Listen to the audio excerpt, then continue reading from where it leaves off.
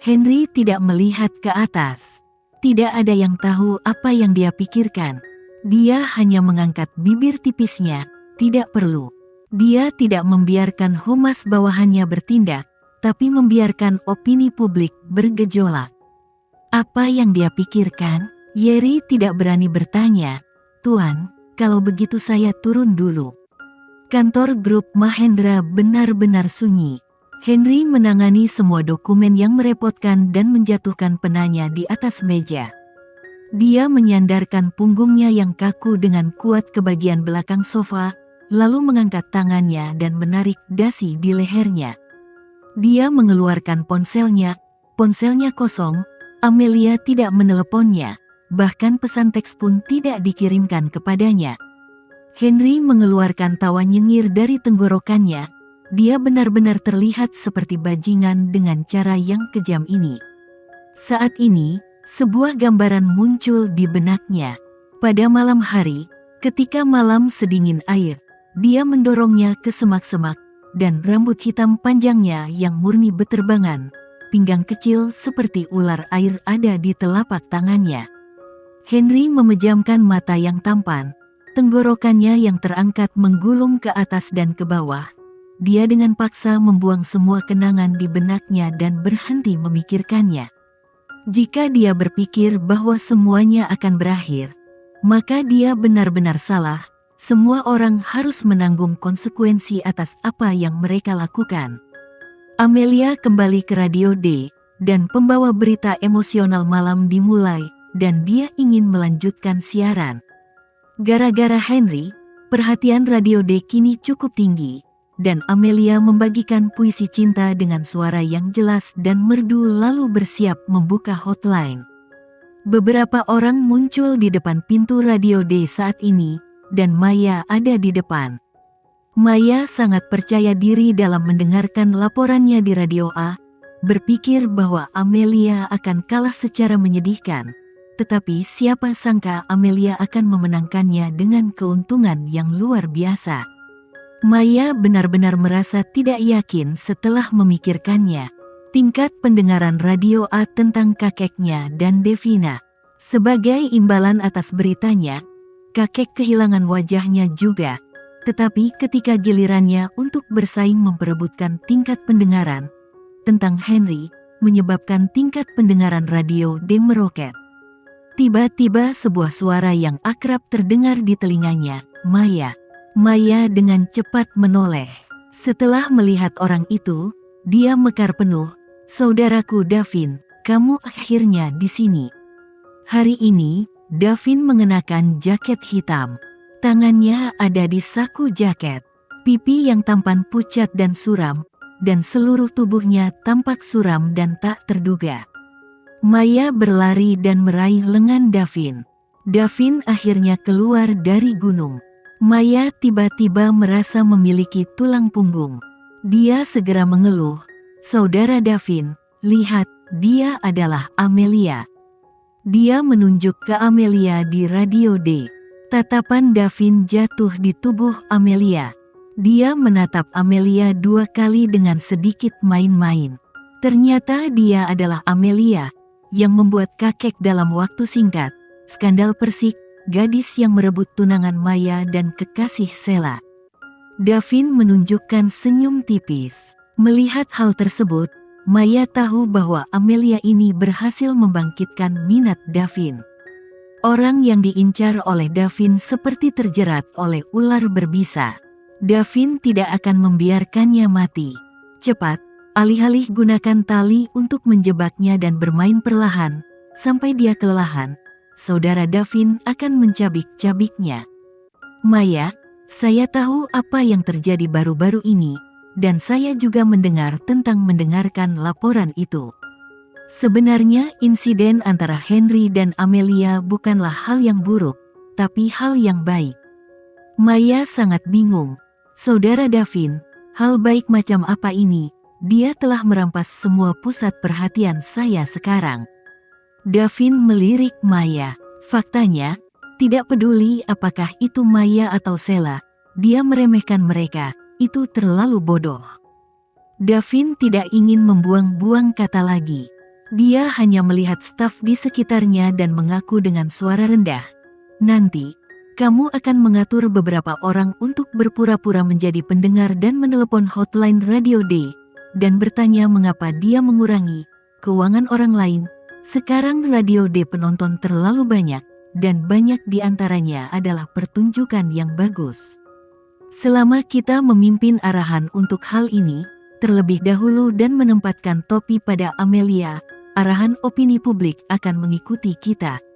Anggota staf terkejut, lalu dengan cepat mengangguk dan memuji, "Benar-benar Pak Davin, bidikanmu terlalu kuat." Laporan mendengarkan Radio D meledak. Tapi bagaimana jika meledak, kita hanya perlu membimbing publik untuknya. Itu akan diretas oleh seluruh jaringan, dan kemudian semua orang berteriak dan menelepon setiap kali hotline penyiar diledakkan, tetapi itu semua memanggil dan memarahinya. Maya akhirnya mengerti, dan matanya berbinar. "Ya, benar, kamu harus melakukannya dengan cepat sesuai perintah Saudara Davin. Saya ingin melihat bagaimana Amelia berakhir." "Baik." Staf dengan cepat pergi untuk melakukannya. Maya berdiri di dekat pintu dan tersenyum penuh kemenangan.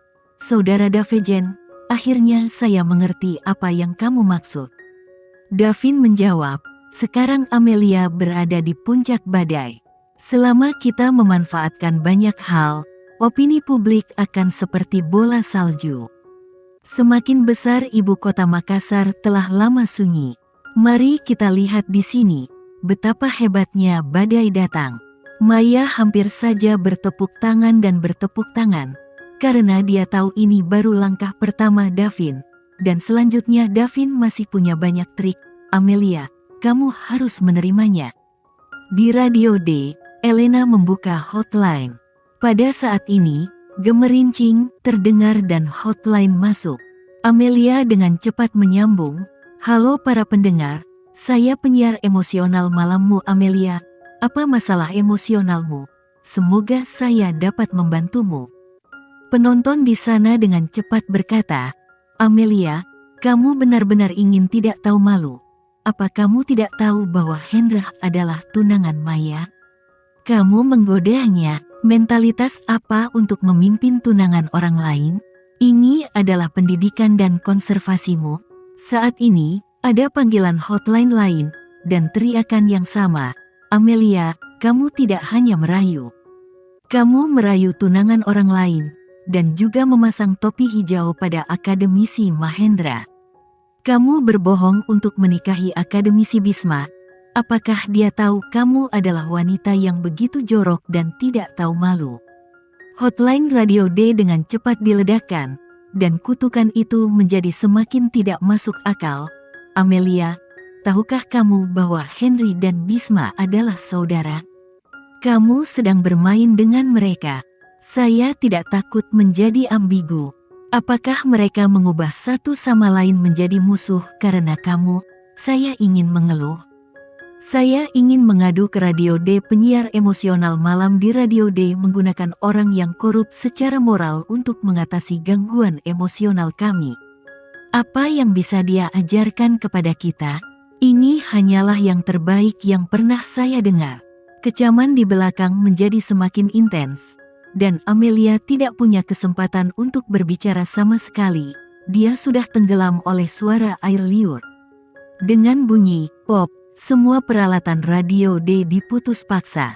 Risti memimpin eksekutif radio dan berjalan dengan agresif. "Amelia, itu hal baik yang kamu lakukan.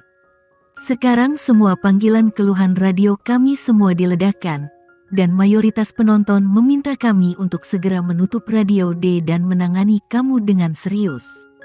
Kami tidak bisa lagi melindungimu."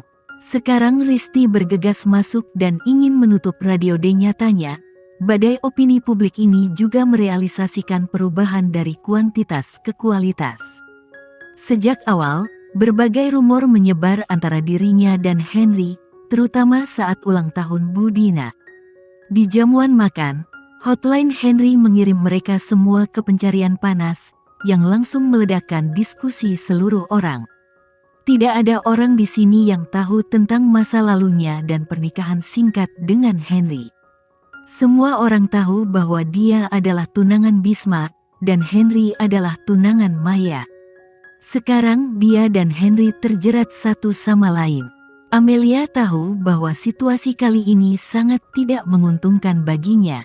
Dia terlalu banyak dikendalikan. Dia tidak ingin merusak reputasi Bisma dan tidak ingin menyakiti Henry. Amelia, sejak stasiun radio kami dimulai, kami tidak pernah menerima begitu banyak panggilan keluhan. Sekarang kota itu penuh dengan angin dan hujan. Kami tidak bisa lagi menahan kehadiranmu di sini. Kami akan berbicara tentang stasiun radio ketika kamu menangani urusan pribadimu. Ayolah. Risti memanfaatkan kesempatan itu untuk memberi perintah dan langsung mengusir Amelia.